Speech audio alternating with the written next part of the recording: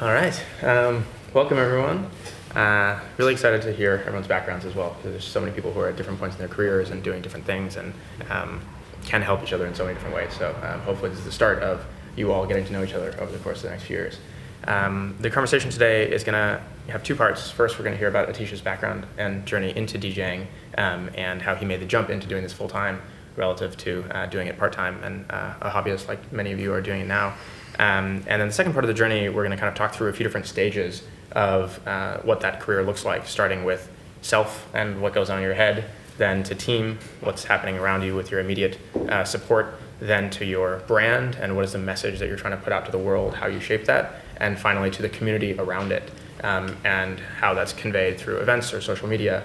And through this, we'll sprinkle in, hopefully, a few sort of human topics and things that are a little more personal, a little more raw, and get behind the scenes that we can do in this kind of intimate environment. But oftentimes when you're seeing all the DJs, big festivals on Instagram, you don't really realize what's going on behind the scenes in their hearts. And so hopefully we can touch on some of that too. And so maybe we can jump in and have you share your background. Sure. Thanks for hosting me, by the way. And thanks everyone for coming. This is, even just the intros, I'm like feeling really good about it and just an opportunity to connect with you. And I'm glad that you took time to hear what we have to say. That means a lot to me. So my name is Atish. That's also my artist name. I'm a DJ, producer. I run a label. I also run an artist mentorship program. And I've been doing this full-time since 2015, and I first started DJing or touched turntables in about 2007, 2008. I'm 39 years old now, so I'm a little bit of a late bloomer to the DJ career thing. And I guess maybe we could start, what my musical journey, how that kind of started. I was forced to start playing violin around age 4-ish or something like that. I cried and I hated it. And then as I got older, I started, playing music through my school, trombone. And then as I got into high school, I got into more other instruments, rock, guitar, bass, drums, and some other instruments. And piano. And then in college, I started getting a little bit into electronic music with synthesizers and this kind of thing. But I was never really into DJing. And then, fast forward when I finally moved to San Francisco in 2006, 2007. I don't know if anyone here was in San Francisco long enough to ever have been to this venue called The Compound. It was a legendary underground venue in San Francisco out in Hunters Point, fit 150 people. And it was the first time, and I had been to nightlife events before, but it was the first time I had tasted the feeling of what an underground event really means, where it felt people had a different kind of intention for being there. And it had this feeling that I kind of describe what I call like party magic. It's a feeling that I don't experience. It's a rare feeling as a DJ or on the dance floor, but I really had a taste for what a nightlife music experience could really be. And then from that point, I got more into the culture. I started collecting, records. What was different about that nightlife experience? What was it so special for you? So a couple things. One, it was Dan Bell was the DJ, an old schooler. He played an open to close set, which, funny how that comes full circle. I did an open to close set in Saturday night. It was an 8-hour set. So one, artistically and musically, I learned what DJing as an art form could be. And it's a word that's used so heavily and overused, but like I was taken on a musical journey. And I was just floored by how, rather than just like putting my hands up to random drops, to really understanding how a DJ could play with my emotions and weave me in and out. And I could be at one point here, and then 2 hours later, musically, he's doing something completely different. And I'm like, how am I in this zone right now? So, artistically and musically it was that. And then also, which is equally important, is just the feeling of the people on the dance floor. I'm not against hooking up or doing drugs or any of this kind of thing, but people had a sense of their focus was on the music itself, and there was also a broader feeling of togetherness. Like, we're in this thing together. I don't know if that resonates with them, but that was what felt different than kind of a regular kind of top 40 club experience or, big club kind of experience. So fast forward a little bit, I got really into DJ culture. I helped my friends throw some parties, and long story short, I kind of inherited a record collection. And with that record collection, some two Technics 1200 turntables came with. So I'm like, okay, I have thousands of records now. I have 2 turntables. I should learn how to mix these records together. And at that point in my life, I was a little bit of a, you could say, party boy. I was, the apartment, people would come to my apartment to pregame beforehand. People would come to my apartment for after hours. So I just had a lot of people in the scene at my apartment very often. And I had all these records. I had turntables. So I just, people are over, I'm just going to start playing music. And one thing kind of led to another. Other promoters would be at my place. That would lead to other bookings around San Francisco. I started putting mixes up on SoundCloud. I started getting visibility outside San Francisco. Burning Man happened.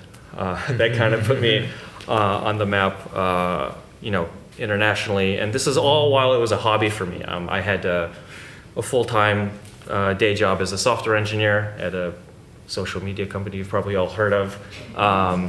And this whole time it was just a hobby that was taking my nights, taking my weekends, all my vacation days, all my PTO days dedicated to traveling, overseas, internationally for gigs, taking unpaid leave, taking leaves of absence. So you managed to get to a point where you were playing internationally, even doing this part-time?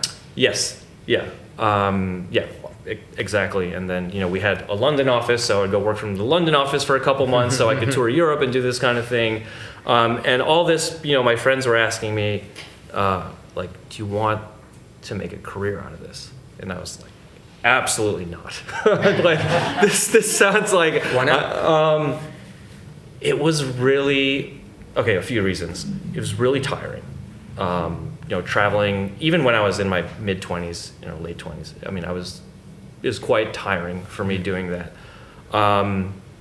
Stability, financial stability. I had a good job, a respectable job. My parents, my Indian parents were so happy and so proud of me. I'm sure many of you can kind of relate, I had, a real career path of stability and trajectory. And why would I want to give that up?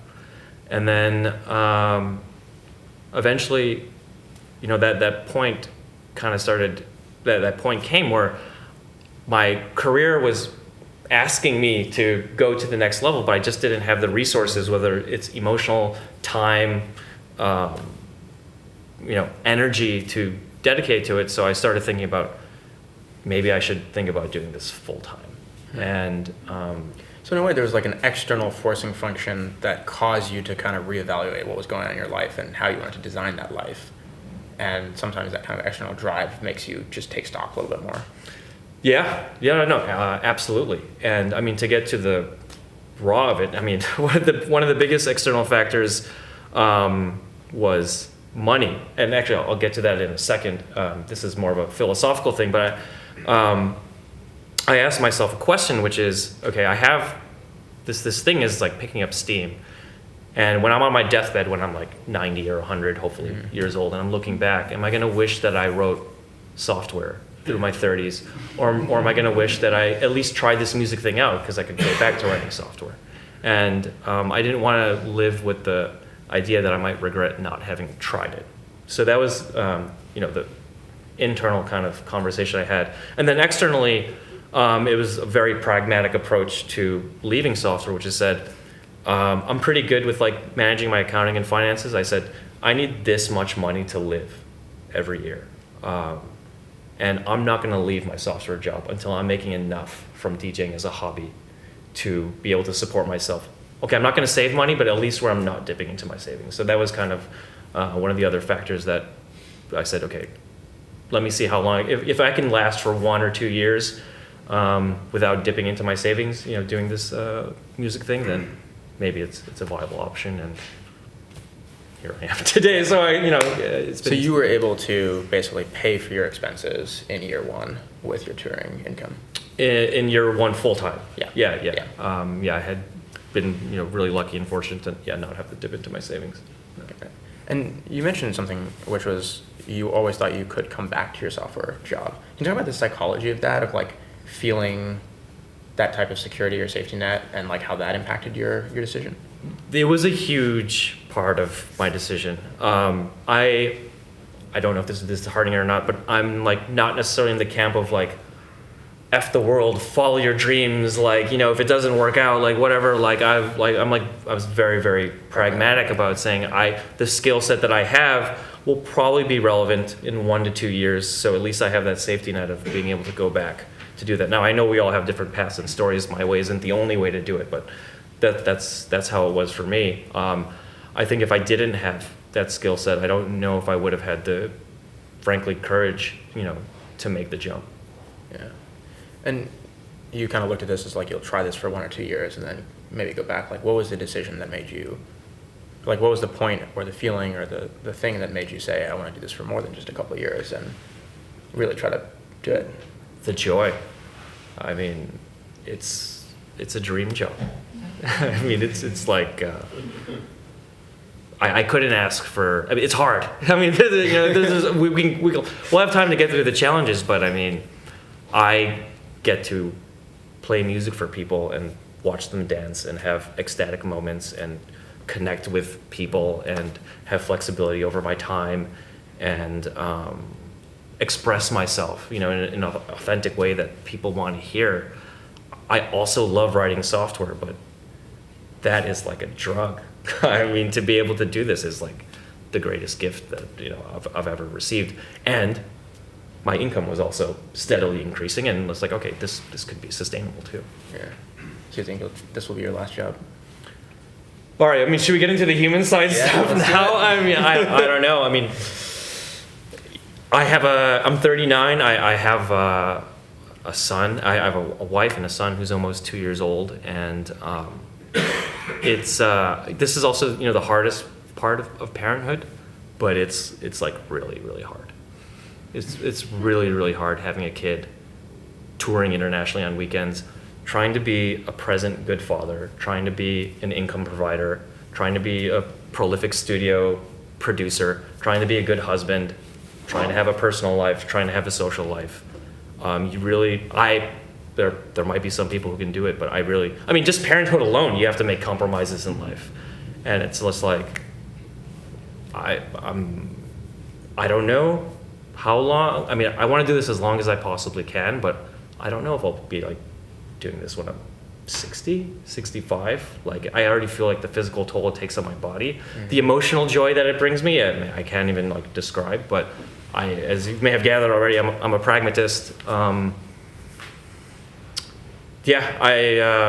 hope it gets easier, as my son gets older, but it's really, really hard doing everything. So. And have you seen DJs who are able to do it without the physical toll of international travel? So, like, is there another way to keep doing it and still earn enough money without the international touring, or is that kind of like you're like an athlete where like your body will last a certain number of years and you can do it until your body gives out? And sometimes there's a Federer who does it until they're 60. Yeah. I guess if I want to raise a kid in Manhattan, I don't know. I mean, I guess it's just like, it depends how much money I want to make, honestly. And that's one thing that like really changed, before I had a kid and even before I had a wife, it was just like, well, I only need to make enough money that I need to live. And I'm just going to be like fully dedicated to like my art and expressing myself.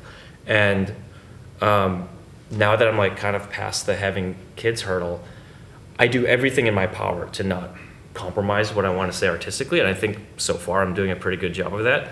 But the financial pressures, definitely make like, daycare, nanny, this, like not having like a company sponsored health insurance, it like really, really makes money much more important part of the equation, where it's like, actually, you know, should I like recalibrate how I approach this, or should I just hope what I'm doing authentically will continue making more money? So, yeah. And you talked a little bit about like also needing some level of money to be able to actually launch a music career, to be able to invest in yourself and so on and so forth. And maybe the question I'll ask is like, if you're sitting here listening to this and you don't have a job in software, you don't have a DJ income that is now paying your rent, you don't necessarily have money to invest in yourself as an artist, like, what's your advice for folks in that situation? If you're going to make the jump to try and do this full time, hoard as much money as you possibly can before you do it. My privileged position, rule of thumb, which I understand isn't possible for everyone to achieve, depending on your career, but minimum 1 year's living expenses in the bank. Whereas if you had no paying gigs, you would have enough living expenses, ideally 2. Because if you don't have that, then it's very easy to get in a position where you start compromising yourself on what you want to do. Like, okay, I'll take that wedding gig. It's like not exactly what I want to do. It's not as cool as like a club gig or a festival, but like it's still DJ. I'll take that wedding gig. Okay, I'll take that graduation party gig. Okay, I'll play that bum. It's and it's like slowly, like chips away at you. Where 2 years down the line, you're like, well, I'm doing like something like that is technically DJing, but I'm not expressing myself authentically, or like I don't really feel like an artist anymore. So that's one of the, money is something we could probably spend, 2 hours, but that's like I think the biggest one, which is like having that money in the bank, makes it much easier for you to not have to compromise what you're trying to do artistically, and you could really focus on like figuring out who you are and what you want to say. And this is also an opportunity to say, if you can't save 1 to 2 years worth of income, that's fine. There are many artists I know who have done it. I think there are this is my own like little theory that I'm cooking up. So, I don't know if it's, you're welcome to disagree, but I think for anyone to be successful in any type of entrepreneurial field, I think they have some combination of like these 5 factors. One is luck, which we just can't control, but luck is a huge thing. 2 is, you can call it just raw, innate talent. Just like, let's say you're a prodigy, or just how naturally inclined you are to be good at something. Number 3 is your network. Who are you connected with? This kind of thing. Obviously, everyone knows what a network is. Number 4 is existing wealth, which is kind of what we're talking about. And number 5 is, oh man, I forgot what number 5 was. It was luck. Talent. Sorry? Talent. Luck, yeah, luck, talent, existing wealth, network. Hard work. Yeah. Hard work. Yeah. Like, yeah. Thank you. No, that's not necessary. You don't need it.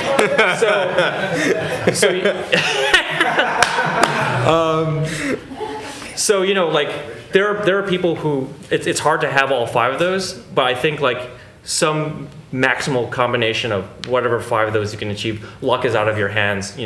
Existing wealth is somewhat in your hands. Blah blah blah. But so yeah, you can do it without having money, but you should probably hope that the things that are within your control, you're really hardworking, you have a good network, this kind of thing. Those, so it's not just about wealth, but that's one of the pillars that are really, really important for succeeding. Yeah, I mean, one thing that I have realized, and I think this is important to acknowledge, just to have awareness of this topic. In my observation, I think you mentioned this as well, is like people who come from privilege, it's much easier to do something entrepreneurial or become an artist, which is not at all to say that you should not try if you are not, but it's to be aware of potential roadblocks and glass ceilings that may be in front of you. And when you look at other artists who skyrocket their careers much faster, there often is that underlying element. And so when you're comparing yourself to them, don't necessarily take it as I'm not good enough. There's often these kind of hidden networks and power structures. And even for me personally, like, I think that my career has grown faster than most people who have worked harder on music for much longer than it has, because of my network from my prior entrepreneurial situation. And so I think that it's just good to be aware of that, mostly to not discount your own abilities, to not compare yourself to other people. And yeah, I don't know if that kind of resonates with Yeah, no, I completely agree with what you said. It's easy, especially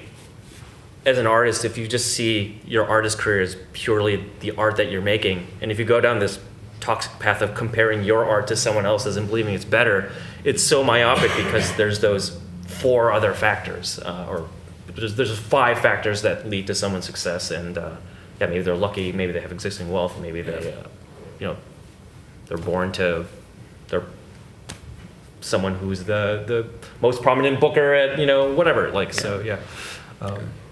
So this might be a good way to kind of shift into the first of the concentric circles, which is mindset. And you talked about looking at this as an entrepreneurial venture and not as an artistic venture. Obviously, it's a bit of both, but can you dig more into what does it mean to have the mindset of an entrepreneur when you're approaching this? Sure. So a lot of the stuff I'm going to say is going to be very non-romantic, and I am an artist, and I feel the same things that all of us feel on how we want to express ourselves, and it's so personally important and all this. So let's just set that as a baseline, which is I'm not just a business machine, but I think we already kind of all know as a baseline what we want to do artistically and how important that is to express ourselves. Now, you can be an artist, or you can be an artist who has a successful career. So this is kind of a lot of what this talk is going to be about. And the way that I look at things and the way that I advise my mentees to think about building your career is you are the CEO of a startup, and the startup, the product of the startup is you. And if you're running a startup, you're not just making a product. You have a finance division, you have a marketing division, you're building a team. You're not just sitting around waiting for things to happen. You're networking, you're strategizing, you're doing all these same things that a business is doing. You are the CEO of this business. You're not just sitting off in a corner, making art and hoping that people are going to like it. So this is I think a really important mindset to have, which is if you want to do this full time and if you want to have longevity, I think it's really important to kind of change that mindset to saying the art that I create is actually just part of the overall product that I'm presenting to the world. And what are the other parts of the product that you think about for yourself, Chris? So I think one good place to start is brand. And this is one thing, before I made the jump, and especially when I started, just doing this as a hobby, I was very much in that pure artist category, which is brand. Oh my God, that's so corporate. I'm just doing what I'm doing, and I'm gonna express myself authentically. And if people like it, cool. If they don't, whatever. But brand doesn't have to be a bad poo-poo word. The definition that I use for the people are laughing because I think there are probably people who think this too. But the way what I think about, and when I think about brand is when someone says your name, your artist name, what's the first thing that they're gonna feel?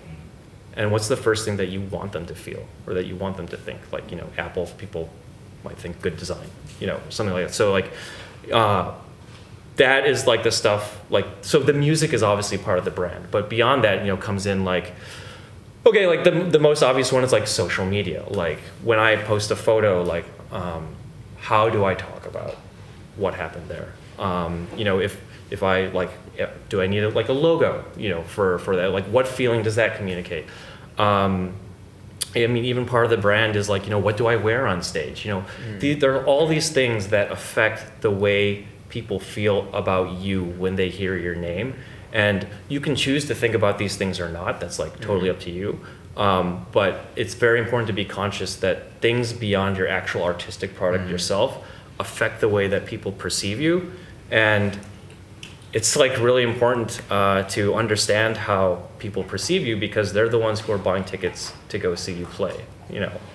Does this thinking, it sounds like you're actually pretty sort of thoughtful about architecting what is the sort of vision behind the feelings and the experiences that people are getting when they come to your shows or they interact with you on social.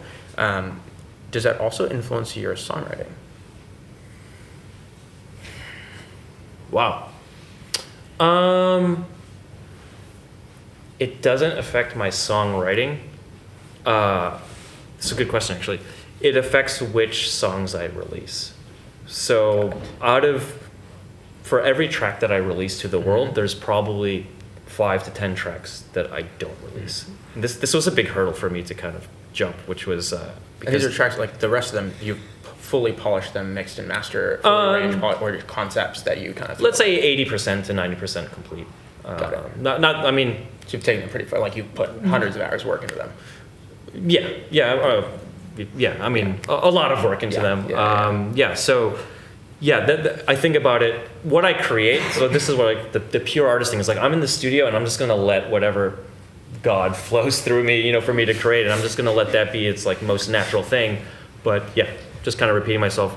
It's thinking about the brand is what am I, which aspects of myself am I going to share with the world, which is actually a good thing to kind of extend upon the idea of brand, which is like just because you have a brand and just because you think about a brand doesn't mean that you're not authentic. Like for me, I think part of my brand is that like people, I want people to feel like they know me. I want to be very, very real, very, very open with people. I have a desire to be understood.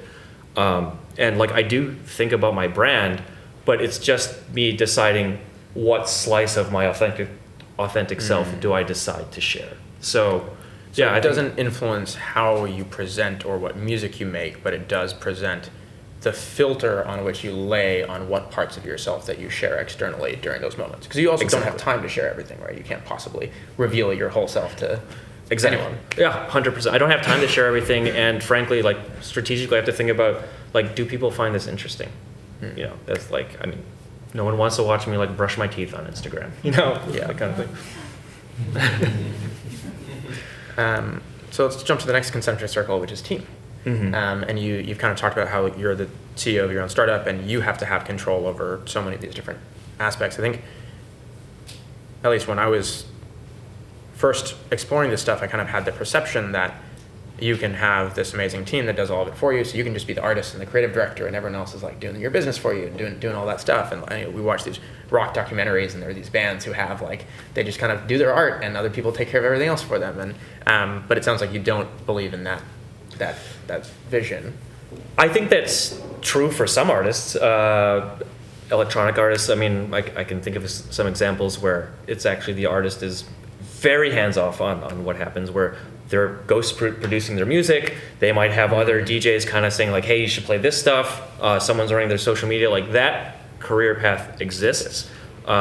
It's not one that's interesting to me, or I wouldn't even know how to advocate that. But for me, the team is, I'm like managing. I have a manager, but I'm also like managing my manager. And I have booking agents, and I'm managing them through my manager, and a video, someone doing video. I don't have a social media manager, but the team it enables me to spend more time focusing on the art.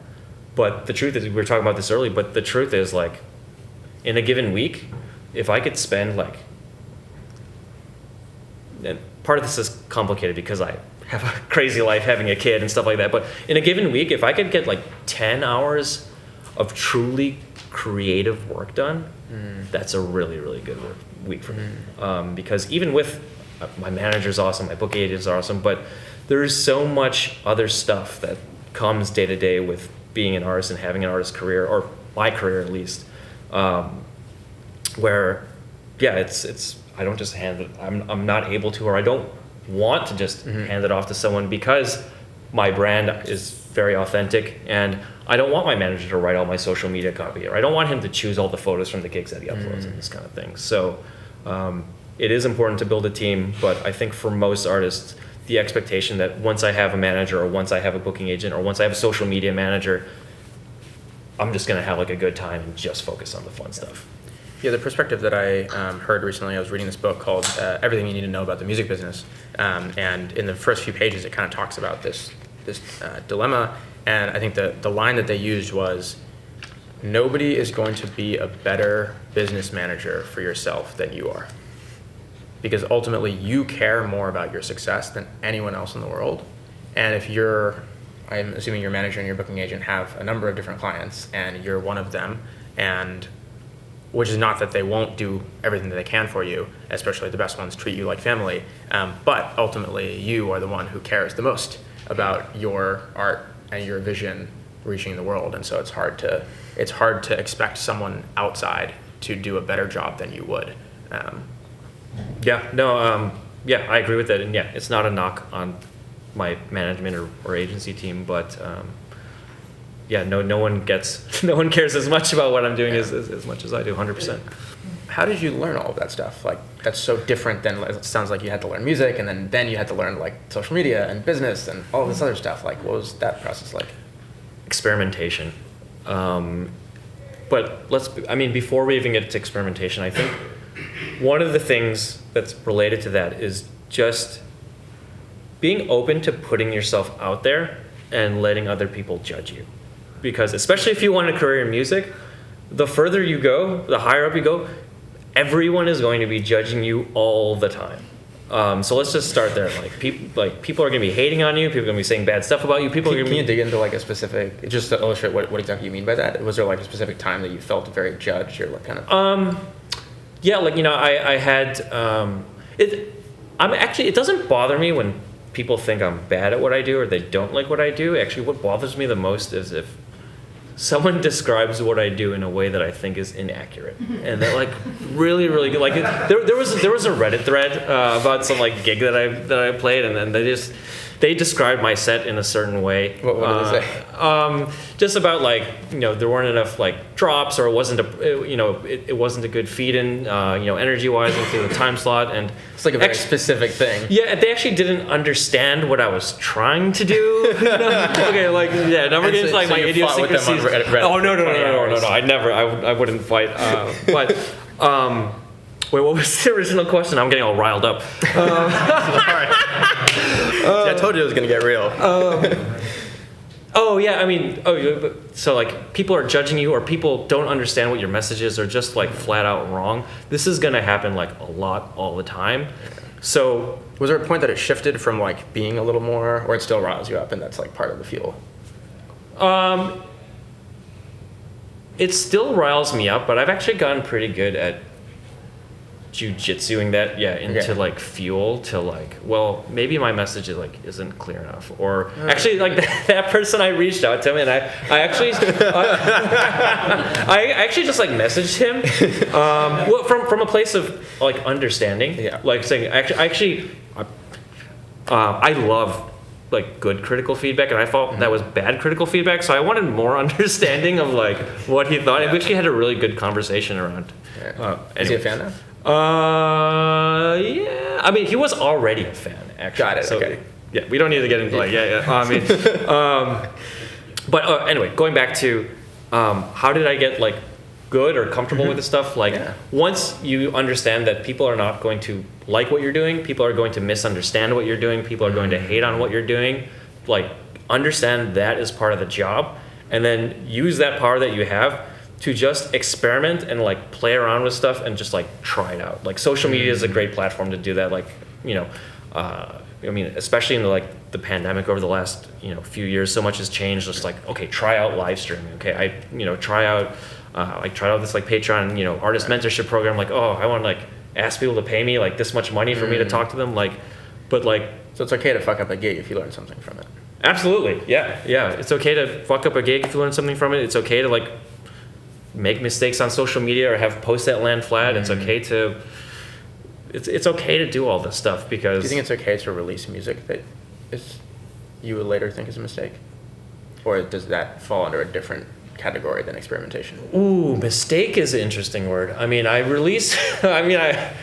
really think most of the music I make is good. So I release a lot of music that I think is like good and not. This is why I own like insecurity, which I think a lot of us have. So if you feel like the music you're making isn't good, DJs producers at my level, and some of the producers who I deeply respect and I'm inspired by, if I have an option to talk to them like in after hours or whatever, I'm like, oh, that track is like absolutely gorgeous. It's changed my life. He's like, yeah, I didn't even really want to release that, but my manager said it's probably a good idea because I don't think like the music I make is good.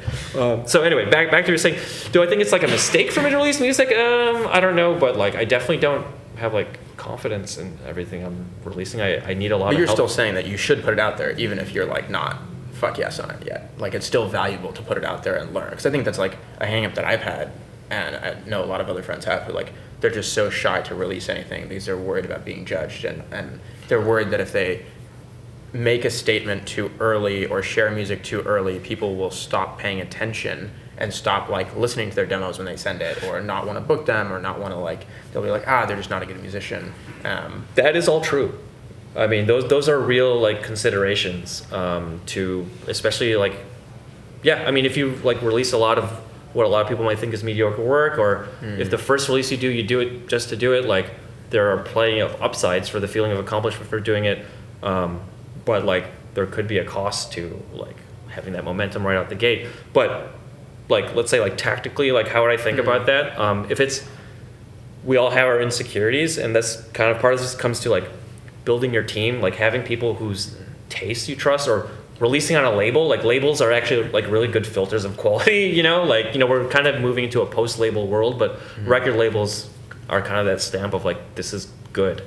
And then for me, I rely on friends whose opinions I trust, who aren't officially part of my team, but they're like, yeah, this is there. Yeah. Like, you should release this. So, yeah, a lot of it for me, even if I'm not fully confident in what I do, I rely on others to help give me that motivation to push past the line. So what's your team structure like right now, and what are each of their roles? I have my manager who does so much. I mean, I don't even know where to begin. So it could be soft stuff like strategy, you know, thinking about, you know, what direction do we want to go? What types of clubs do we want to play? Like, you know, is there sound kind of working here? He could do like a lot of like paperwork stuff, like managing contracts. He thinks about the brand too. I write all my copy and choose everything on social media, but I'll like run stuff by him to kind of just get like a second opinion. Like, hey, is this like, you know, too weird, or is this kind of whatever? And sometimes I'll veto him. He's not like, you know, the final, you know, say. I could go on for hours, but I think a big one is the manager is almost like the COO, where I kind of manage the manager and he manages like a team underneath him. So I have a North American booking agent. I have like a European booking agent. I have an Australian booking agent. I have an India booking agent. Sometimes I have a Latin American booking agent. Do those booking agents like, are they part of the same network or company, or you had to individually find each of them? I'll get to that in a second. The manager manages all of them because I can't maintain that many relationships in my calendar and like having them all communicate. So he manages them and he manages the calendar, and then I just talk to him for the most part about bookings. Some booking agents I've come through my own path of people who are my friends or people who introduced me, but 2 or 3 of those booking agents kind of came through my manager's network saying, hey, like this could be a good agency to consider for Australia. This could be a good agency for India. So it's a mix of organic discoveries and team discoveries. I don't have a social media person. One day I would like to. I don't know if I can afford one right now. And then I have like someone who, for my own events, they do a lot of my flyer design. Sometimes I have someone who helps me with video editing work. My management company, they have an in-house designer for like, you know, Instagram story graphics and images and stuff like that.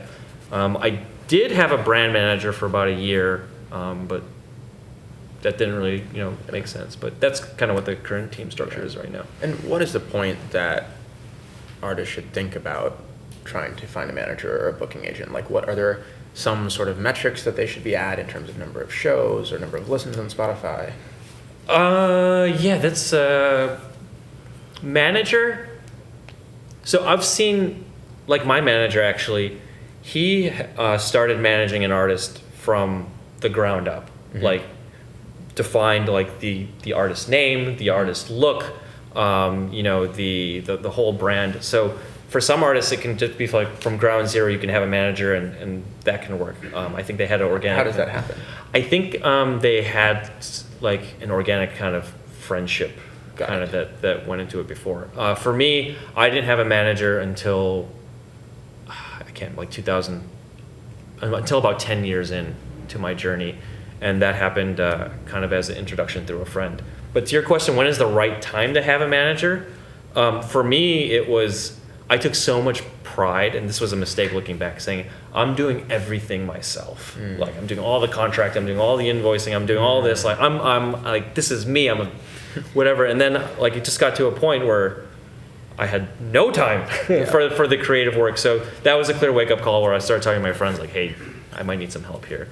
Yeah. Booking agent. I just wanted to double click a little bit on like the pride of doing everything yourself. It's something that I hear come up a lot with musicians, which is they want to write all the music themselves rather than working with a band. They want to mix and master themselves, and they feel like if they are not doing all of it, then they are not a true artist. I've heard that sentiment come up quite a lot. Yeah, how do you think about that, and like why did you feel like you had to do everything yourself? How has your perspective changed now? Yeah, I won't say that anyone's definition of what a true artist is or isn't, but for me, where I am today, looking at my previous version of myself, where I felt like I had to do everything, I'm like, man, I was such an idiot. like what was I thinking? You know, because now when I kind of like think about how I'm gonna move forward and scale up, think about it like you're an entrepreneur of a CEO of a startup, which is like you have your strengths, you have, you know, like you can focus on your strengths, and you want to build a team that help supplement your weaknesses.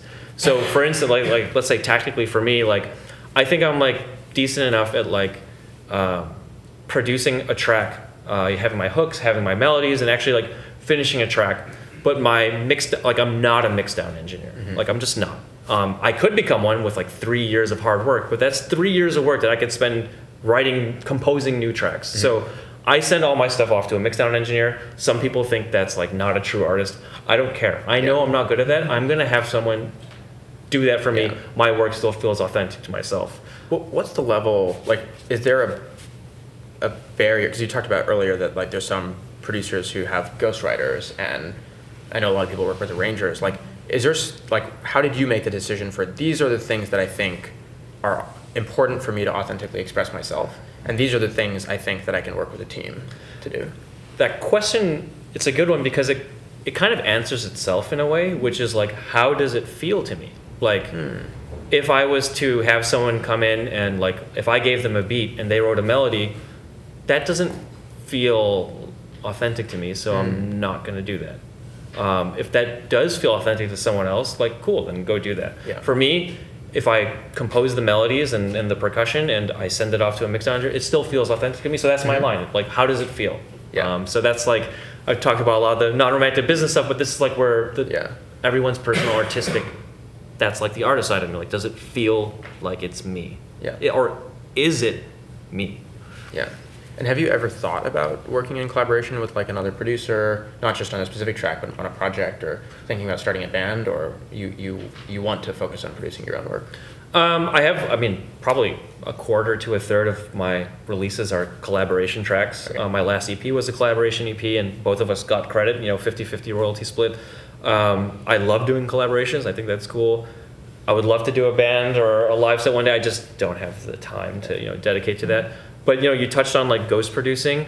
It's like, I don't think I would ever want to have someone like write something for me. And even though it could open up so much in terms of the time standpoint, would you say, or is it a struggle?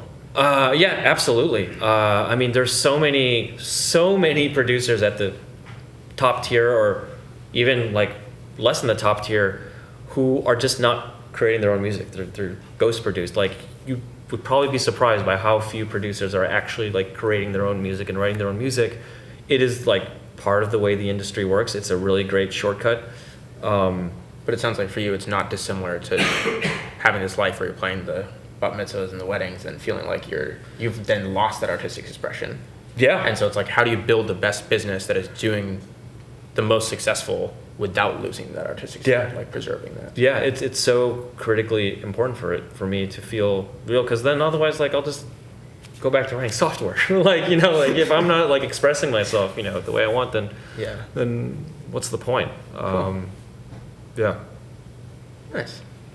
Anything else you want to talk about on team? No, nothing nothing comes to mind.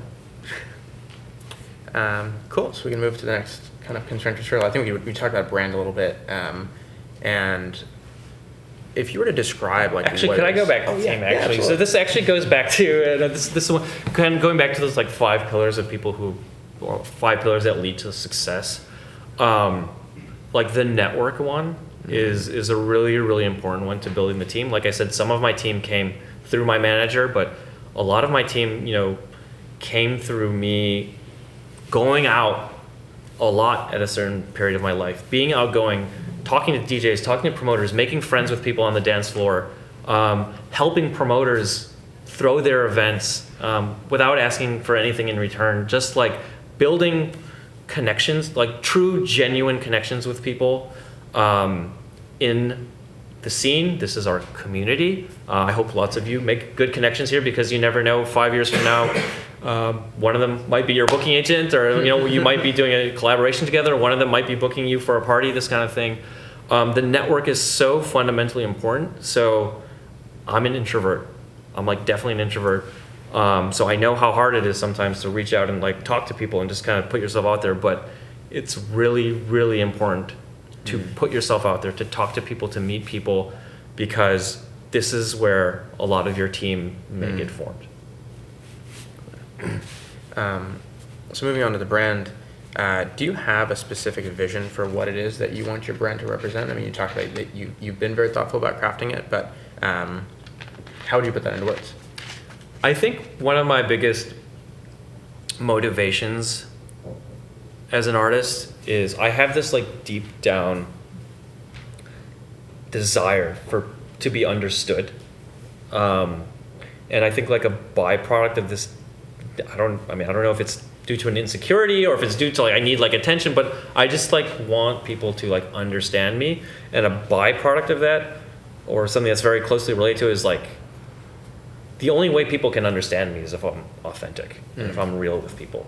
So that, like for me, my brand, I guess, kind of just naturally emerged, which is like the way that I operate, the way that I do things, like doing stuff like this. Like this is as so far as nourishing to me, like what we're doing right now, as like a DJ set, because this is all kind of, people can like understand me through like what I play musically, but they can also understand me this way. So that's kind of like, I think, the main focal point of like how I started thinking about my brand. I want people to understand me through my music, but also kind of beyond that. Do you think it helps you understand yourself better? Yeah, 100%. And I think a lot of like, I have this like email list, and I'll have like long, musings and ramblings about random stuff that I think about, and it's actually like very therapeutic, which is like, it's just an opportunity for me to actually understand who I am in the act of communicating outwards. I mean, similar to like therapy, you just sit there and like talk to a wall for an hour, and they're like, oh, you come out,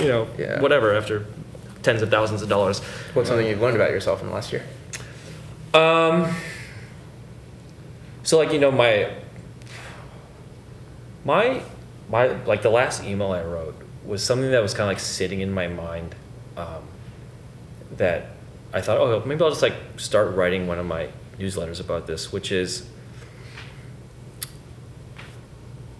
where do I begin? I would say, so it's coming to terms with the idea that my best work might be behind me. Because I feel that when I look at like a lot of DJs who have made it to upper tier levels, I personally feel that DJs tend to become worse or less interesting as they go up in profile. There's a million reasons why I could explain why this is true, and a lot of it is, when we want commercial success, we often trade artistic interestingness.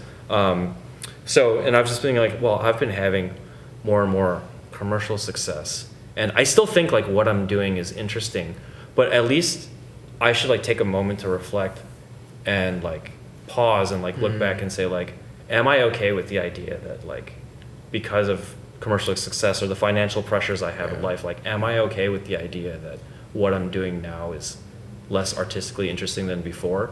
Like, so hard to like measure. Have you thought about taking a big risk and like doing something very different that would feel more avant-garde or artistic, or are you you feel that there's so much constraint because you have to keep touring for income and you have to keep meeting certain expectations that you're not able to take those leaps? Yeah. Yeah, I mean, I think maybe if I had, like, I would love to create another Alias where I just go off and do this, like, super weird stuff. Because sometimes I create stuff that's, like, really, really weird, and I think it's interesting, but a lot of people won't find it interesting. But there's too much on the line for me right now, for me to, like, decide to, like, kind of tarnish the brand. And also I just, like, don't have enough time in life, you know, like, you know, I guess I only have only so many creative hours a day. And there's no guarantee that the new thing will get to the same level of success. It's like, man, I can't believe I'm saying this out loud, but this is great. But it's like, you know, sometimes, like, success can kind of, it's like a great thing, and I'm like so grateful. But I think back on the time before. So for all of you who are not doing this full time right now, it's such a beautiful artistic time in your career where you can, like, there's so much freedom and room to explore and play and experiment, where the consequences of making a mistake or confusing people are way like lower risk. So yeah, I mean, it's like there's like too much on the line for me to, like, really like take a left turn and confuse people, because I have a wife and I have a kid at home and I have a very expensive daycare that we're, like, paying for. So it's like, I got a good thing going here, and what I'm doing is still authentic to who I am. Totally. I'm just going to showcase the one that lets this continue to happen. Yeah, interesting. And maybe that's something that I know I've thought about this a lot in the context of entrepreneurship since the last year I spent coaching entrepreneurs around the world. And one thing that I would always ask people is, like, can you see yourself doing this in 10 years? And so I think if you do have some part of your artistic expression that's starting to take off, you're getting gigs to book to play a certain type of music or a certain type of club or to a certain type of audience, just asking yourself, can I see myself playing this kind of music to these kinds of audiences at these kind of clubs in 10 years? And if not, maybe make that decision to switch into the thing that you're doing now while you have a little more freedom before you kind of try to drive into that commercial success, or before you take that leap. Because if it doesn't feel authentic, then it's going to be really hard to keep that passion and fire that's necessary to, like, get to the point that you've gotten to. Yeah. And one follow-up thought, like, there's a middle ground. Like, I would probably not do something that's, like, a hard pivot from what I'm doing right now, but, like, the sound that I have right now is not the same sound that I had, you know, 5 years or 10 years ago. How has it changed? Like, how would you describe your sound then versus now? Like, you know, my second EP had much more of, like, an organic house feel to it. And I was, like, much more into, like, organic housey stuff in 2016, 2017.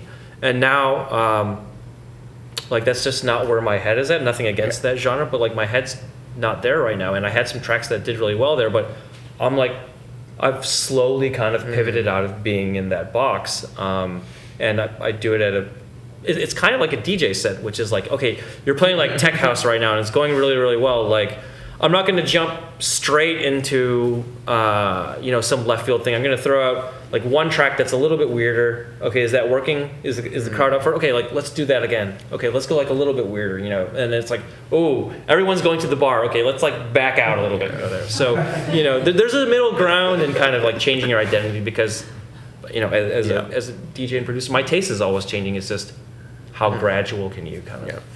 Yeah, and you don't think there's any compromise in the art if we're using the audience reaction and perception to then shape what you do next? Absolutely not, because my MO fundamentally is everything I'm doing is authentic. So I'm just deciding which ones am I going to release. So yeah, that's fine. Yeah. So it's like as long as you're within this box of authentic, inside of that box, using audience, commercial viability, etc., it's actually quite important to be responsive to those things, as long as you stay in that box. And you're the only person who can define that box for yourself. Yeah, I think it's important. You know, as long as you want to do this for a long time and keep paying the bills, I think it's straight up pragmatic. Yeah. You know. Yeah. Otherwise, you're just, like, rolling the dice all day long. It's like, I mean, that's it's too crazy for me. Yeah. Cool. So I think the last topic that we'll touch on is kind of community, and we talked a little bit about social media, and that's one part of community, and events, and audience, and trying to figure out who your audience is kind of another part of the community. And so, how do you think about those topics? Like, my audience and community in general? it's interesting, especially after the pandemic.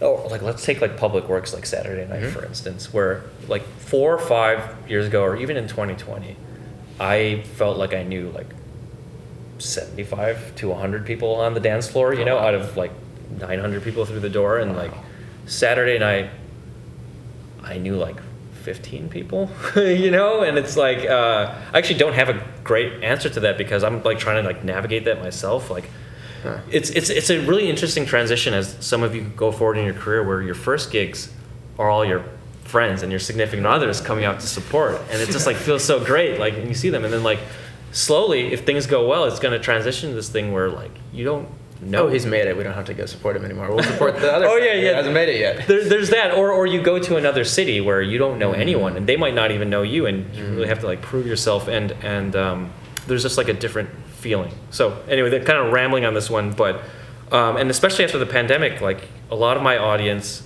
had kids and like has like aged out of the scene. And you know, when I talk about this with my manager, it's like, man, I got to get on TikTok because I need like younger fans, like, you know, because people, you know, in their 40s just don't go out as much as like people in their 20s. So one, I do think about that. You know, my audience, like, you know, I'm getting older, but all my friends who I came up with are getting older. So how do I reach a younger audience? And then community. I think community is like really, really important. And it's hard. I think it's harder to maintain community as you go further in your career, but we'll get to that in a second. I think especially early in your career when you're just kind of starting out with your local gigs and things like this, community is, I mean, part of it is all your friends and significant others who come out to your gigs, but I think it's a fundamental part of the underground experience. And underground is such an overloaded word, and I hate to even use it, but I do think community is a fundamental part of the underground experience. Just to have a taste of that feeling and to really understand people, and as a DJ, we read the dance floor, and it's important to understand, you know, how does the dance floor feel, and what are people thinking, and what is their intention, and why are they there? Are they there to like party and do lots of drugs, or are they there to kind of do like a yoga session kind of thing? I think especially early in the career, kind of understanding your community is important. Equally important is being very comfortable with the idea of creating your own community. And I think, Asher, you're a shining example of building your own community here. Some DJs can, you know, skate by being like really, really good or really, really lucky or having the right network and just getting gigs because of what they do. But I think it's really important to have a mindset of what I call control your destiny. If you're not getting the gigs you want, or you know, or even if you are, just think about who's in the driver's seat of your career. Are you at the behest of other promoters or other record labels, or are you creating your own scene? Are you building your scene? Are you fostering your community? Like, are you thinking the way a CEO of a startup would? Like, a CEO doesn't build a product and just hope people are going to use it. Like, they market it and they build and they think about their audience and customers. So community is really, really important, I think, in the early stages of a career. Now, like kind of where I am, it's harder, but I try to do this digitally. Like I have like a Discord, I have a Patreon community, and I do the best I can to try and have people feel like they're in this thing kind of together. It's hard to have a community with Instagram or like YouTube comments. So I'm trying, and you know, hopefully doing stuff like this, it gives me a feeling of community, even though, you know, I don't know most of you, but I do think you've impacted a lot of them in many ways already. So. Yeah, I mean, and that's great, but I mean, that is great. I miss the bi-directional feeling of community, because it's like hard for me to have a conversation with everyone here. I think doing the intros at the beginning was great. It's a little easier to have the bi-directional community like in a Discord, you know, and not on a dance floor. And oh yeah, I mean, there is a bi-directional feeling on the dance floor too, but that's a whole other, less intellectual and more physical, and But yeah, community. Think about that early on, and try and drive that ship if you can. So the last topic I'll touch on before we open up to Q&A. So this is something that's come up for me over the last 5 years, which is a lot of people think that I am you. And I think there's like kind of a couple funny anecdotes that I'll share. One, this was like 5 years ago. There's this woman who's like insistent on me being you, and I keep saying that I'm not. And at some point we start flirting and having a bit of a physically intimate moment, and then it immediately strikes me. I'm like, fuck. If she thinks it's me, or if someone else thinks it's me, he's married. He's in New York. This is not a good look for Atish, and now I'm fucking up. And I think I remember apologizing to you for that at some point. But I'm like, oh, fuck. And I didn't even know you at the time, so it was like a very awkward, like, hey, by the way, I'm sorry for this thing. And then 2 weeks I wonder ago, why people get us confused. It's not like we have similar haircuts or skin color or anything. 2 weeks ago, there was a woman who was like, oh, you used to play Tutu Tuesday a lot. I'm like, no, I've never played Tutu Tuesday. She's like, no, 5 years ago, you used to play quite a lot. I'm like, no, I would probably remember if I had played this. And she's like, I'm like, oh, no, that was Atish. And she was like, oh, but you're the only two Indian DJs. So that's why I made that mistake. And I'm like, yeah, you kind of hit it on the nose there. Well, So yeah, how do you think about that? I mean, we're both coming from this world of tech where like our parents understand what we do, and like most people understand that like, oh, like Indian people in the US can be successful in tech. There are not a lot of Indian DJs. Yeah, is that something you think about? Is that something that's important to you? it's something that I am attuned to and aware of, because when I do see an Indian or South Asian or brown DJ on stage, I definitely take note. I mean, I don't know if you can relate, but anytime I walk into a room and I see other brown people, like I notice, it's like, it's something that I notice. There's not that many of us. Okay, there's a lot of different directions we can go here. One, I think it's because I think there's a lot of, we can say, cultural shame in pursuing this kind of career, as opposed to being, a doctor or a lawyer or an engineer. I think also, I guess I'll start with that one. Beyond that, wait, what was the question? Oh, just does this come up for you? Is this something that you practically think about? Is it? It's something I notice, but it's not something that I actually think about that much, which is like, there should be more Indian DJs, or I'm doing this thing in order to like inspire Indian DJs or South Asian or brown DJs.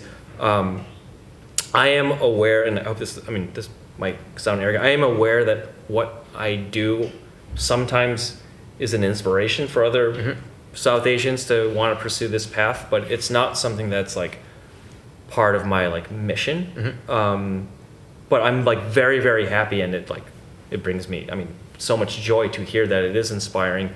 And kind of like a roundabout way to get back to this point is, I actually think it's kind of a privilege that I have in this scene, where I don't hide from my brownness at all. Like, I'm Indian, I'm proud of being Indian, or Indian American. I'm proud of my parents being immigrants and building this. But I think this scene is actually quite evolved in a way where I can be a successful artist, and it can just be through the way I control my brand, or the way that people perceive the music, where it doesn't have to be about me being Indian, which is really, really interesting. And again, I'm not poo-pooing it, like I'm not hiding from my Indianness, but actually, in this me thinking about this kind of compares to my wife. She's an actress, theater and film and TV, and she talks about the struggles that people that actors have who are brown, which is they get pigeonholed into these roles. They're always the doctor, they're always the taxi driver, the shopkeeper owner.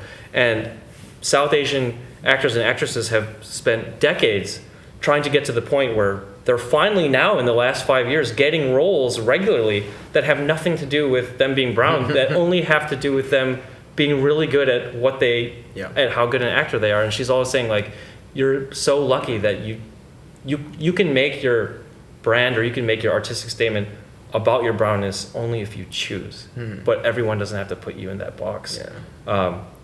So that's kind of the way I think about it is like it's actually a gift that I don't have to think about it that much, but I appreciate it when I see others, and I might have some,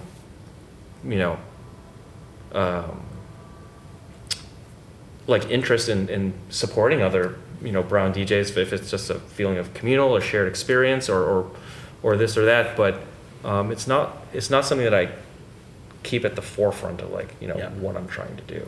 And I think one of the perspectives that I've heard a lot from people of color or women who are trying to excel in fields that don't have strong representation is that probably the best thing that you can support other brown DJs is just to be the most successful DJ, because that is often the most inspiring. I mean, if I look around the room at some of my shows and I hear the way that indie people talk to me about their reflections on it, and I think so much of it is seeing that inspiration. And I mean, you've definitely been an inspiring figure for me in that way as well, even if you didn't try to or necessarily do something too. And so I think that's also like a really interesting lens, is like sometimes the best thing that you can do is just to focus on the music and just to focus in your career and make that stuff amazing. And that will have really profound impacts on what the rest of the scene will look like. And so, cool. Even if you're not necessarily proactively trying to do something, like I do think that you've had a meaningful impact, at least on myself, and I think on others as well, by being as successful as you have. So thank you. Well, thanks. I appreciate that. And I appreciate, I'm going to say this again, I appreciate that our scene is evolved enough where I can get to this point without it having to be about me being brown. And I have that choice, to make. So, I'm just like really, really fortunate and glad of the community that we have and the open-mindedness. Cool. All right, that's it from me. Any questions from folks? Touching up on like the ethnic background conversation, because I come from that as well. My parents come from Mexico, and how did they handle you telling them that this is what you want to do, leaving South Florida?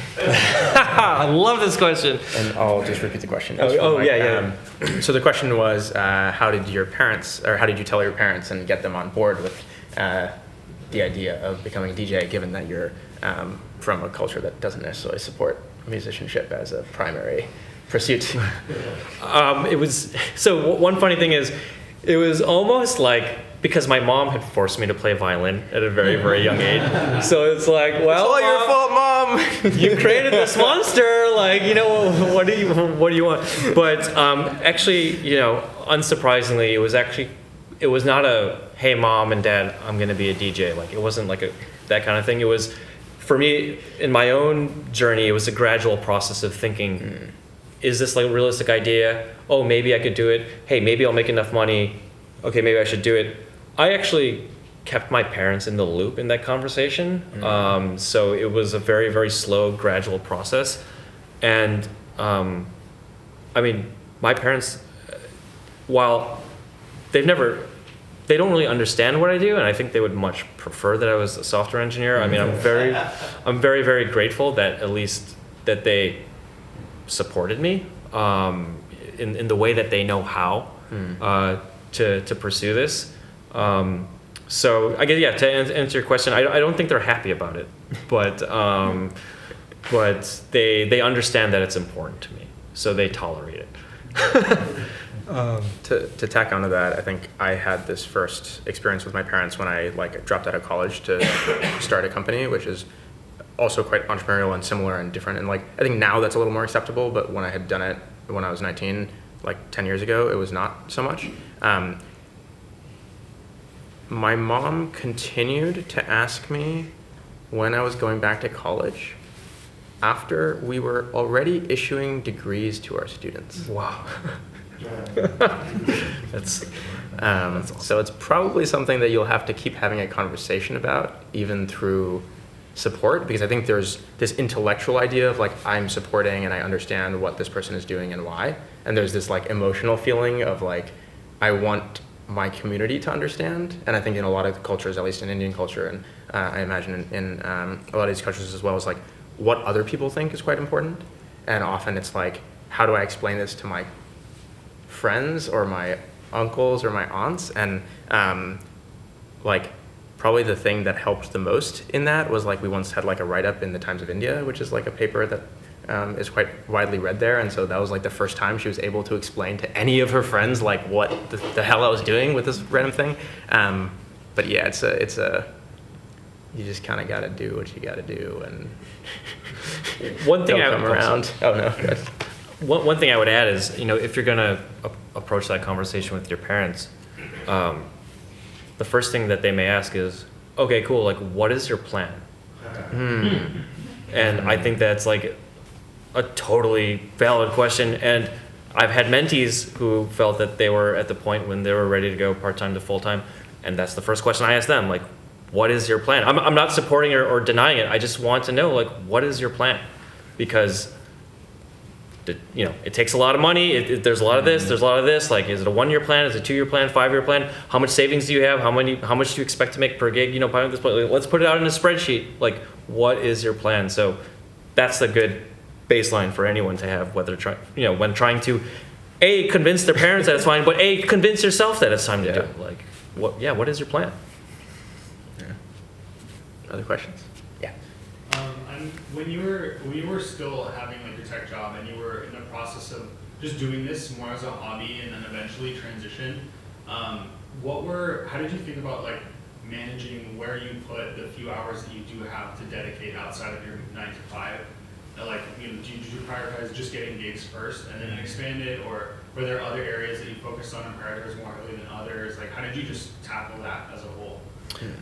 So the question was, when you're busy with a full-time job, what are the most important things to prioritize first, or at least what did you prioritize first in those few hours a week that you have? Yeah, and I'll preface by saying I think we're in a different era of the music industry now than when I came up to be. So I'll answer what I did, and I'm happy to answer what I think the relevant answer for today is. When I was coming up as a DJ, I spent a lot of time, that small amount of free time I had, making monthly studio mixes. Because in 2010, 2011, SoundCloud was just kind of becoming popular. And today, 1 million mixes come out every single day, right? A mix has no value. But at that time, someone doing monthly mixes was very rare. So I spent a lot of time putting together really, really good monthly mixes. And I was in the right place at the right time, where I strategized to spend on the right things, where bookings kind of came naturally from there. Now, that doesn't really help anyone here because we're not in 2010 anymore. I think in 2022, 2023, I don't think it's that hard to become a good enough DJ to be able to like keep a club going. I think the jump from good to great is a big jump, but I think it's not that hard to become a good DJ. So I wouldn't say focus all your time on that, because in 2023, so much of it comes down to producing and releasing quality music. So I would say try and allocate a lot of time getting good at that. So if you can DJ at a good enough level, if you're producing tracks that are good enough to be released and getting signed, I think those are the 2 highest priority items. And then beyond that, we can have lots of in-depth discussions around getting gigs and this kind of thing, but those are the 2 most important things. It's interesting, I think you're alluding to the fact that the rules of the game change at least every decade, probably at least every 2 to 5 years. And so it's sometimes hard to learn from people who did this before, or look at your favorite artists' backstories, and like your story cannot be the same as someone else's because it's a different time. The caveat that I'll mention, which is basically your advice for people today, is that like throughout history in music, like if you make super high quality, super thoughtful music, which I think so much of it comes from hours in the studio and commitment to understanding the type of music that other people have made and understanding every inch of the process, that will almost always work as long as you're doing some of the business side around it. But that will always pay off no matter what time it is. But then the promotion side and the kind of like, how do you get that music in front of people, the rules of that game constantly change. Yeah, actually that's a really eloquent way of saying it. I have nothing to add. Yeah, yeah, no, I mean, yeah. I mean, we're just seeing the last couple of years, whether it's TikTok or during the pandemic it was live streaming or this kind of thing. I mean, every year it's something new, and for me, I think one of the reasons I've been able to hang on to what I'm doing for this long is I think what I learned kind of from startup culture is just like being nimble, being quick to adapt, understanding that stuff's going to change, and what you're doing 1 year ago, like be okay with like changing that up because this industry moves like super fast. Yeah, you had one, right? Yeah. There's a lot swirling. So there are like a handful, maybe even just one DJ that's touring in that top echelon that is not producing, that I can name now. Mm-hmm. Like, is it even in the reality to get to that level without, no, I know that. Oh, sorry, I didn't mean. And, like, how prolific does it take to get to that spot, is the question. And then another side note, at what point in your journey did you decide you needed a manager, agent, or one or the other, or both? So the two questions were, how prolific of a producer, if at all, do you need to be to get to the top echelon of touring as an international DJ? And the second question was, at what point in your career do you want to look for management or look for an agent? Could you define top echelon? Are we talking like 100K gig, 50K gig, 10K gig? For me, a respectable artist that's authentic, Mhm. true, and getting booked around the world Okay. may not be. I'm not looking at their financials. Mhm. I'm looking at what I see as a successful, authentic artist that is getting recognized on big stages. Mm. Maybe not yes to a level paycheck. Yeah. But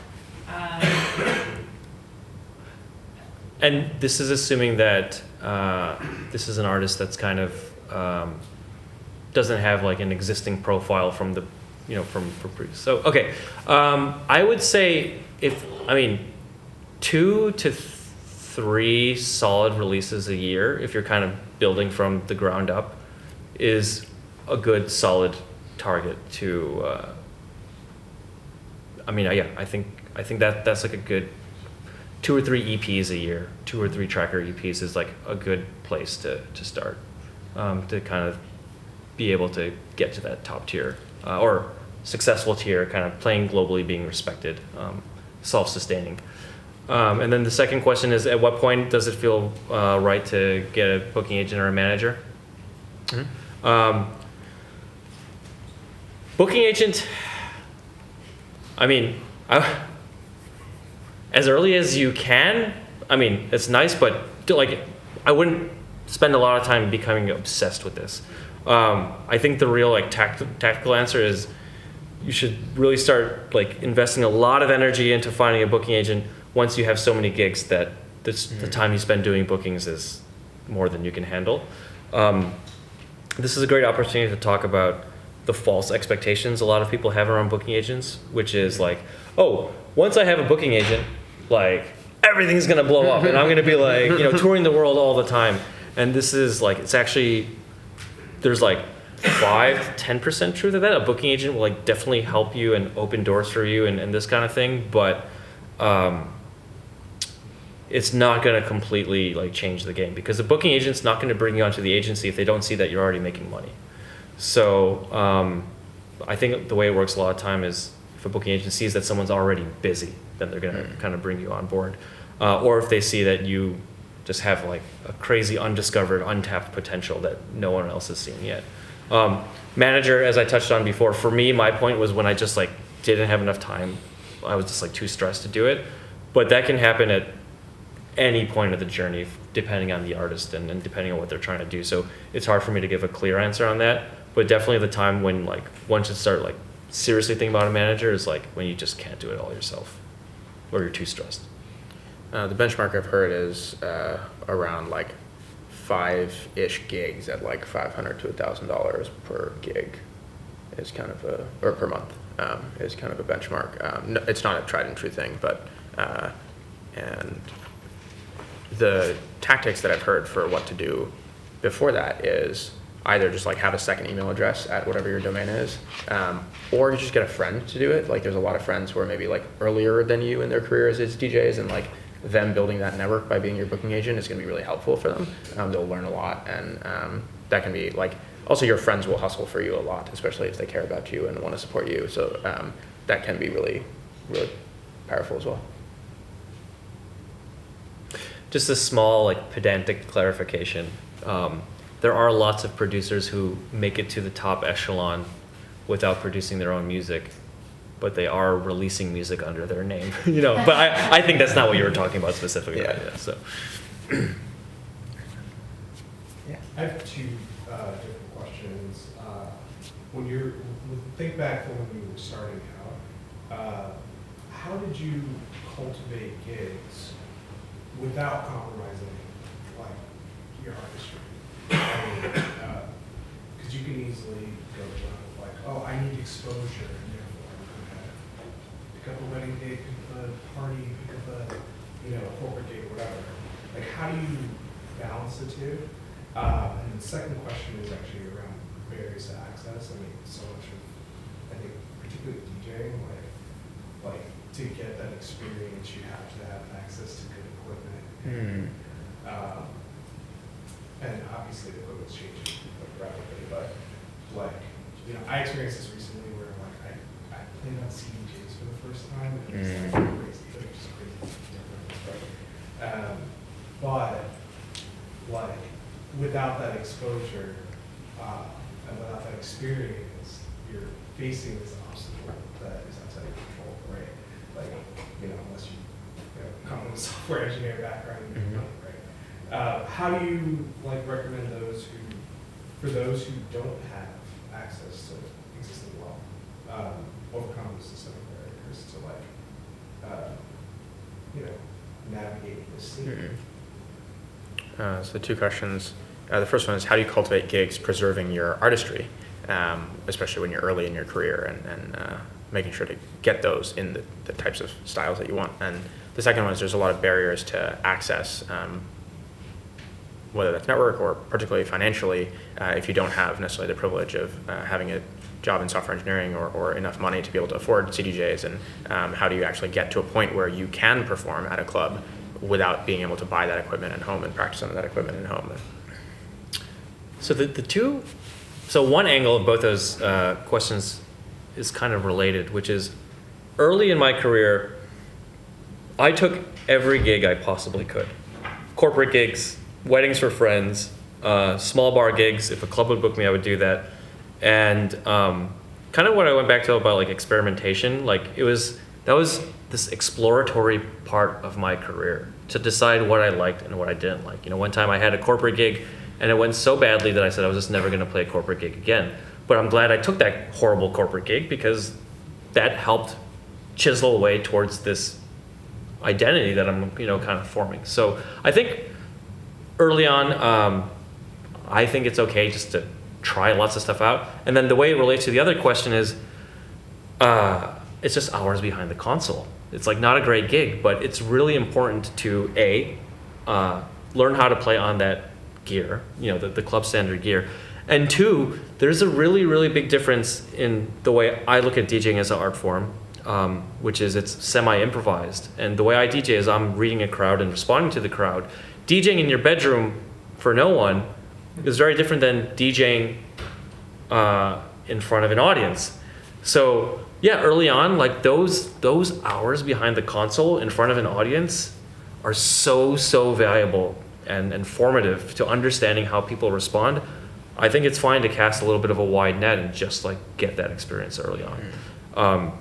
Now to your second question, a little bit more in depth, if you don't have the financial resources to afford the gear and you're just not getting offers to play on that gear, I think this is coming back to one of those pillars of success, which is like the network, which is like make friends at clubs, find people who have decks, just like get out there, email a club. If you make friends with a club promoter, a club manager, or whatever, to say like, hey, would it be cool if I came to the club like half an hour early just to like play around on those decks? My first gig in the Public Works loft, that was my first like club San Francisco gig. I was booked to open, and I'm like, I don't really know how to use these CDJs. I only know how to like DJ on vinyl. And I emailed Peter Blick. I said, hey, can I come to the club like 45 minutes early and like learn how to use these CDJs? He's like, yeah, sure. So yeah, build a network and ask. Yeah. Also, I think I know at least 4 people personally in this room who have either an XDJ or CDJs. And so hopefully this can be the way that you can get access to the gear. This is what this is about. Everyone start talking. Yeah.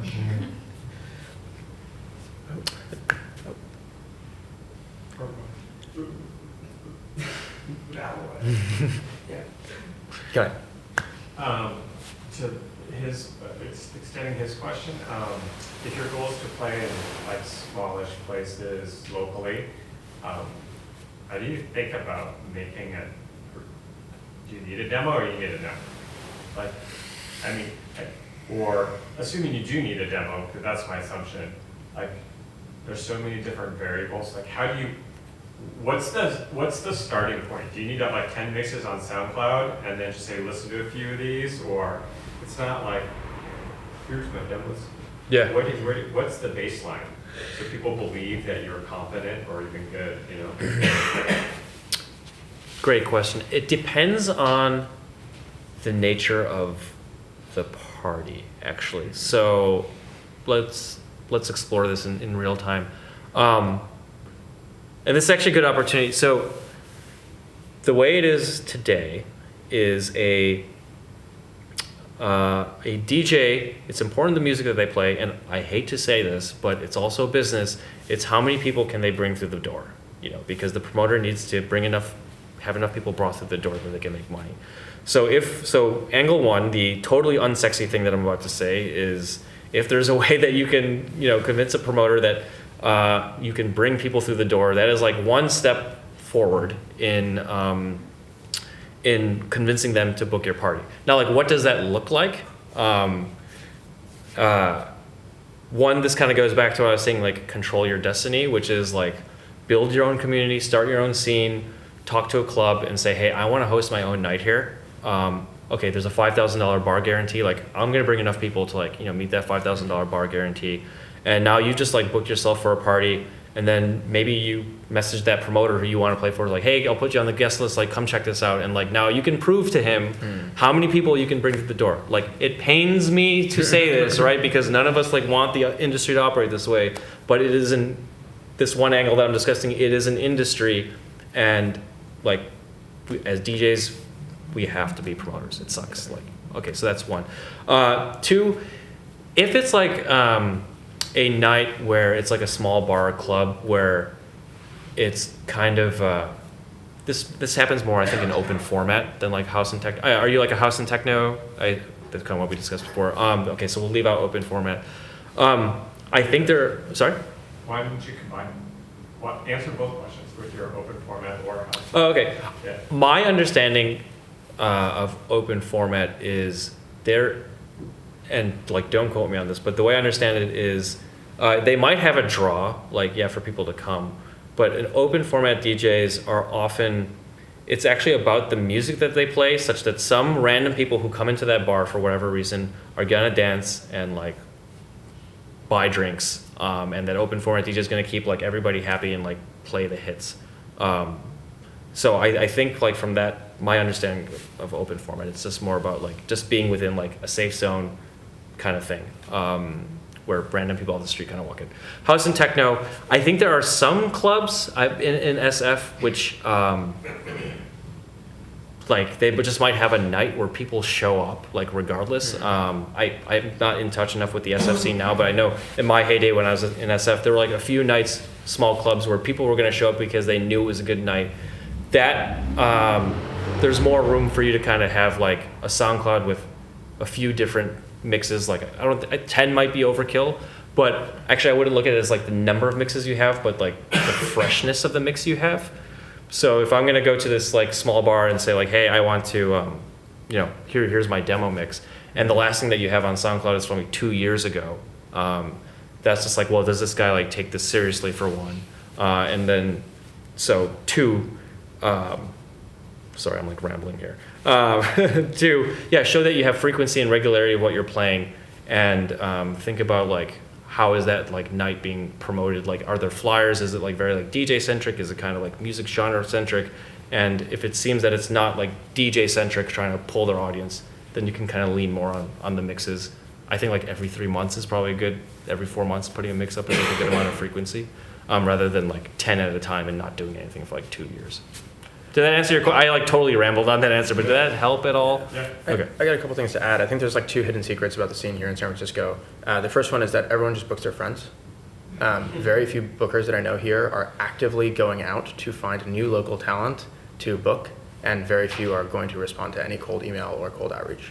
Almost everyone is just like, here are my friends, I'm booking them, we're doing this for each other, and there's very little sort of like proactiveness about it. The other hidden secret, which is actually you can use to your advantage, is that most clubs do not do all their own bookings. Most clubs are working with promoters or people who are basically paying a bar minimum or some venue booking fee to run the party. And the promoter is the one who takes the risk and brings the people and books the DJs. And so the way that I would approach that is like, you want to get to a point where you are either yourself throwing the party or you're close friends with someone who's throwing these parties. If you're not currently close friends with people who are throwing these parties, the way to do that is like, going to a lot of these parties, like find the scene and the sound that you really like and just show up to that club quite regularly as an audience member, make friends, and slowly you'll kind of meet people. The other way to do it is like, what I started doing, initially I just had a couple parties in my apartment, and then I used to, like I had a friend's like shitty old PA speaker, and anytime another friend of mine was having a birthday party or any party at their house and they didn't have any music, I'm like, hey, do you want to DJ? And like 1 out of 2 times they would say yes, and I would show up like every week with a speaker to a bunch of these parties. And so I kind of built some audience and recorded some mixes that way, and also just like cut my teeth of like playing in front of at least 10, but sometimes up to like 50, 60 people through these sort of private events, because those happen way more regularly and at much higher frequency or like much higher volume than clubs. There's like not that many clubs that are here in San Francisco for this kind of music, but there's a ton of like private backyard parties or things like that. And then I think the next thing that I did was joining Drew's Burning Man camp, and just any org who is throwing parties, this is volunteer based and they have too much to do and too little time. And so my thing was like, I'm gonna help with the events, and I help with the event marketing, and I help with logistics, and I help with event design, which was kind of like an sort of stated expectation of like, I can also help with booking, which also means I get to play. And if I do enough work, then I can also take one of the better slots at the party. And so if there is like a collective that you're like, I love their sound, I love their parties, they're like, these are the types of people that I would like to hang out with anyways, offer to help. And offer to like do stuff that's not playing the music, and slowly kind of through that start sharing. Like, it's hard if you're like going and they're like, hey, I want a gig. The people that I've seen do it really well is like, hey, how can I support? I really want to support the music scene. They show up, they consistently show up, they consistently support and do the like unsexy work. And those are the people that often end up, like the person who does audio engineering for a big Burning Man camp is getting more time on the decks than the touring international DJ. Everything you said, very eloquently stated and agree with. And just like a personal story, like in my journey where this applied, which was before I had even started DJing, I attended these parties in Miami, which just like these boat parties, which absolutely blew my mind. And I'm like, almost at the same, like that compound 8-hour set, like it was another party that blew my mind. And I met the promoter. I'm like, this party is amazing. The vibe you have is amazing. How can I get involved and just like help you do whatever you're doing? This was before I had started DJing. She said, well, I just like need someone to project manage everything. Can you just like help coordinate all the logistics for next year's parties in Miami, whatever? And I helped her. I did it for free just because I loved doing it. And then over the next few months, I started DJing on my own, and she kind of took notice. And then the next Miami parties rolled around, and there was a boat party with Lee Burridge. And the opener, who was supposed to play, had some kind of family emergency, so he dropped out at the last minute. So now this Ganita is her name. She's my booking agent now. Oh, Ganita, Ganita. Yeah. So this story's about Ganita and me. And the opener dropped out at the last minute for this boat party with Lee Burridge, captive audience. And she said, hey, Atish, like you've been helping me out so much with these parties, and like I know what you're doing is good enough. do you want to open for Lee Burridge on this boat party? I had been DJing 8 months at that point. And that gig, that's how I got it, just through like volunteering, helping out. And then after that gig, after having DJing for like 8 months or whatever, then Lee Burridge was like, hey, like that was like pretty cool. Like, do you want to play on Robot Heart this year? Like, do you go to Burning Man? I was like, okay. And then like Robot Heart happened, then like international gigs. So like, this is, you know, lots of luck involved for someone's, you know, one of those pillars. But it starts with just like helping, like exactly what Asha said, just get involved, help people. It sucks so much that like I have to say this, or that we have to say this, that like getting gigs as a DJ is not just about being a good DJ. Mm-hmm. Like that's just like the reality. You have to do all this other stuff. Yeah. Like And that's just how it is. You know? I'll add that like don't stop doing that stuff after you get a gig. Like don't treat it as like I got the gig and now I'm an artist and so my relationship with this org is that I'm an artist and I don't need help. If you want to build a long-term relationship with the org, because like most bookers will like book someone like a couple times and then they'll move on to new DJs to keep fresh sounds.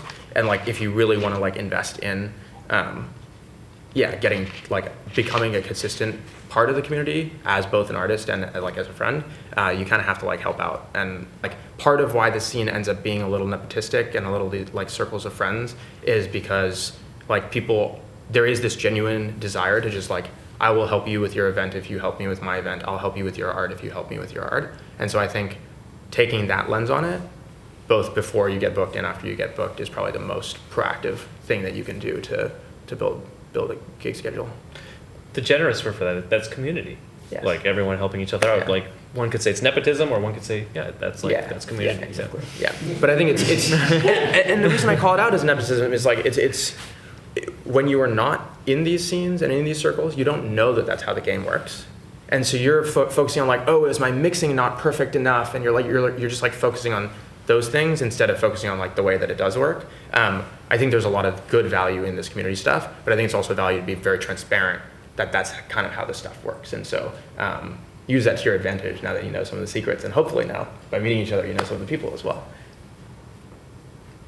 Yeah, there's at least 4 or 5 people in this room who are throwing regular events. Oh, sorry. Yeah. Yeah, so you touched at some point that we're moving to a labelless world, you said? Moving to a what? Labelless world. Oh yeah. Post label world. Yeah. Like I want to know what you meant by that. Is like a few big labels and just not that many small ones as right now, or like what it would look like, and then the follow-up is like what impact will it have, because the fact that like one clear path in making music is produce, sign big labels, they invite you to events, and then in the flyers your name shows up with Afterlife, Zero Thought, whatever you name it on, and that gets you gigs. So I wanna. Yeah. Post label world, kind of tongue in cheek, kind of exaggerating, but we are going in a direction where the relevancy of a record label is less than it was before. Because And what they do for you is a lot less than that. Yes. What they did before. I think like Bandcamp is an example, like, SoundCloud example, where you can just like create your own profile and start your own, shell label or whatever, and just put it up there.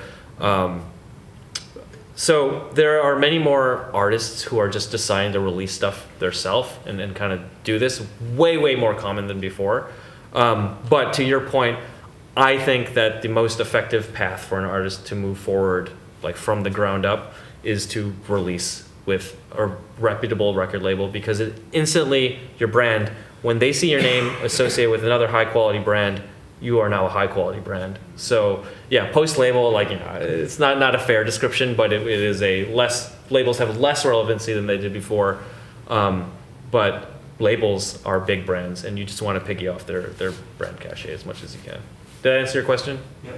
Yeah, and I think the brand also doesn't automatically, like as you said about booking agents, it doesn't automatically change your reality. Like you are still the one who's trying to get new gigs, and you're still the one driving your career. It opens more doors for you because more people will respond to your emails and Instagram messages if you can use that name. But like I have friends who have released on like the top, like the very, like multiple EPs on like the top deep house labels, and they do not help him get gigs, and they do not guarantee him a slot at their parties in that city. And there's like, he does not make money from the music. So they're like, even the very, like the Intervisions, the Anjuna Deeps of the world, like they will help put a stamp on your resume that will help open doors for you. But it's not like, oh, suddenly you're an interventions artist and like you don't have to, like you can just, the money and the gigs will come in. It's like, nah, you still have to hustle and like do it all yourself. The hustle never ends. Yeah, it's yeah. Even sometimes, like my booking agent catches me like just letting off the gas. Like, you went to that festival, you didn't talk to that promoter, you didn't like, like, she's like, it was like, oh, like Gunita. She's Already networking. Just like you're right. Like actually, like at least in my career, there's never been a point where I could just be like, okay, cool, like I'm good now. Like, you can just like kind of hang. Like, yeah, the hustle, just like it. It's because like music has to stay fresh and relevant, yeah. Right? And it's so competitive, right? There's so many, like the stat that was crazy. There's like two stats that were crazy that I heard recently. One, there's more pianos sold in the Bay Area than any other metro in the U.S. There's like a lot of musicians here. A lot of them are younger, but like they're here, you know, and they're hustling. The second is that the number one paid app on the Mac App Store is Logic, and the number one free app on the Mac App Store is GarageBand.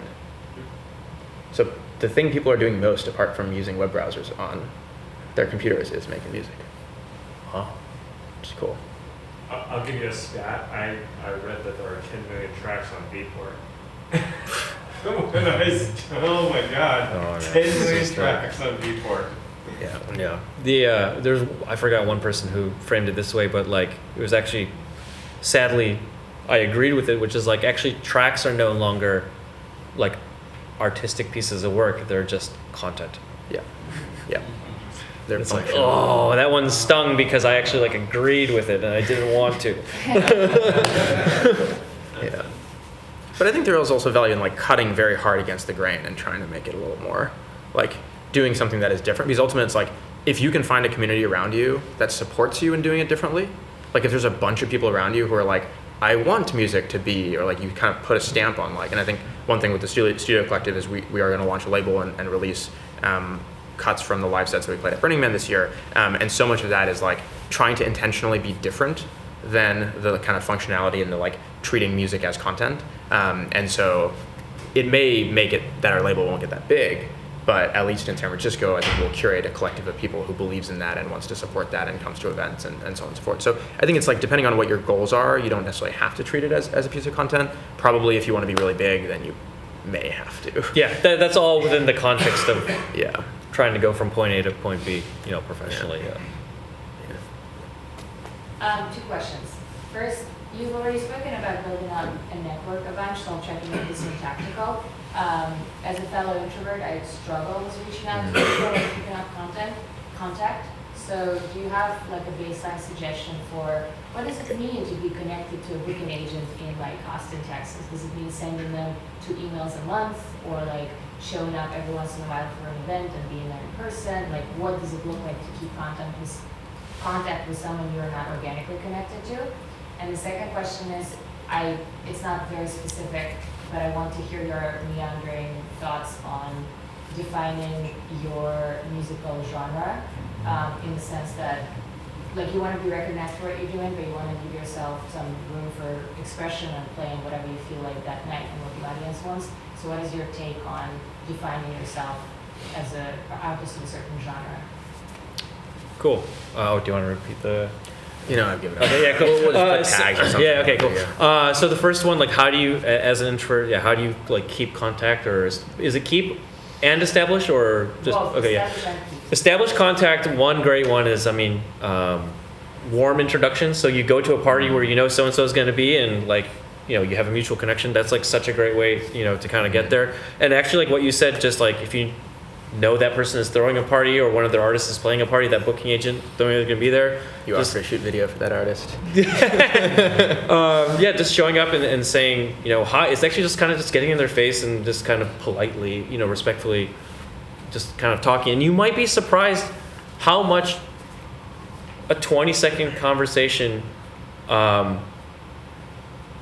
can make like such a big difference, because again, like so much of this scene is like about being relevant and being cool and like being seen, and like I hate all that shit, right? You know, but that's like how it is. But actually, just that much is can go a long way. But one thing that I do, like like tactics. Let's say with like producers, right? Like let's say some great producer played after me at a gig, and I shook his hand, and that was it.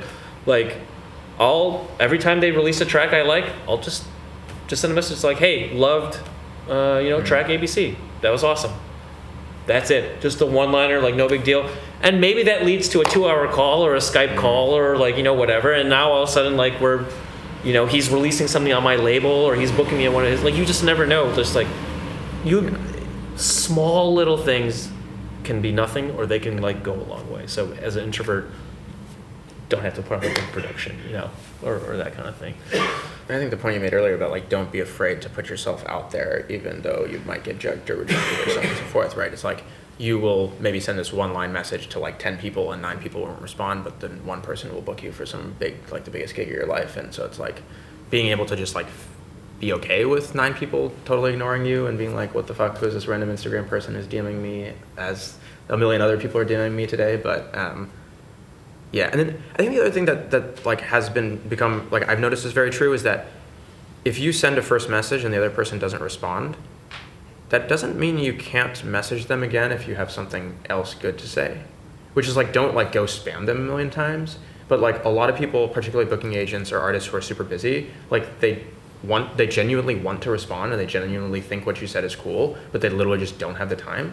And so like I have gotten in front of people by like, and I think actually like when we first connected, it's like I think someone made a warm intro and you didn't really have time, and then I like found you at a party you were playing at Burning Man and I said hi, but it was like a very brief kind of like it wasn't really connection. And I saw you play at Phonobar, we chatted a little bit, but it was like always like very like there was a point in those interactions where I kind of felt like, oh, I maybe like didn't impress him or I didn't like necessarily feel like I wasn't I didn't say anything relevant enough, and so I was kind of exactly like I was self-critical about that. But the reality is like those were the start of building a relationship that came into fruition later. And so when we were connected in a different context, there was already some context, and you kind of probably had some recollection of who I was, and it was like, oh, this person's like kind of in the community, I've seen them around, and so like those kind of like little interactions that you may not think are like meaningful are actually like the start of relationship building, as long as it's not like spamming and so on and so forth. So yeah, don't get discouraged when it like feels like a little bit of like.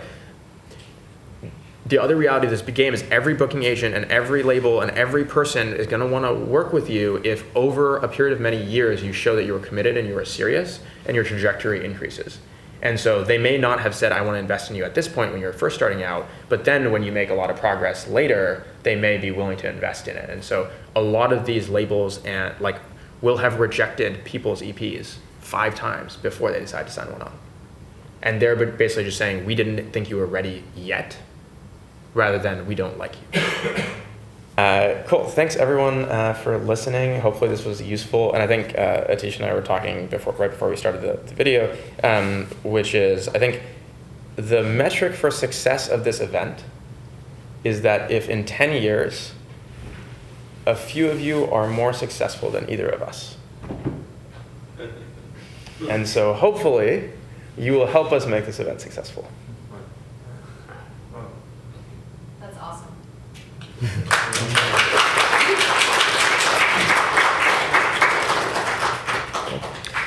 All right. Thanks. I just want to say thanks again for having me.